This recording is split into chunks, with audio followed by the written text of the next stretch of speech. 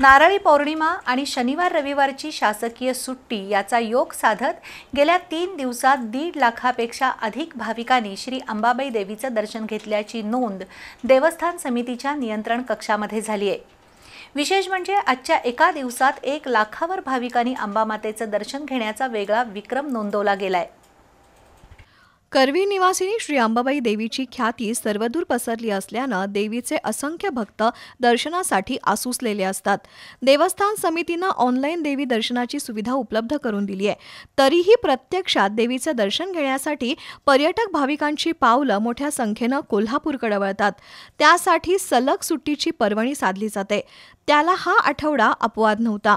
नारळी पौर्णिमा आणि शनिवार रविवारची शासकीय सुट्टी याचा योग साधत 3 दिवसात 1.5 लाखापेक्षा अधिक भाविकांनी श्री अंबाबाई देवीचं दर्शन घेतल्याची नोंद देवस्थान समितीच्या नियंत्रण कक्षात झाली आहे। शुक्रवारी 21,074, शनिवारी 26,105 भाविकांनी देवी दर्शन घेतलं, तर आजच्या एका दिवसात तब्बल 1,03,723 भाविकांनी दर्शन घेतल्याचा एक वेगळा विक्रम प्रथमच नोंदवला गेलाय। श्रावण मास तसंच व्रतवैकल्य सुरू झाल्यापासून देवी दर्शनासाठी भाविकांची गर्दी वाढली आहे। शहरात मोठ्या प्रमाणावर वाहतुकीची वर्दळ वाढली आहे। तसंच पूजा साहित्याची विक्री, हॉटेलिंग यासह सर्वच घटकांना आजचे दिन आल्याचं दिसतंय।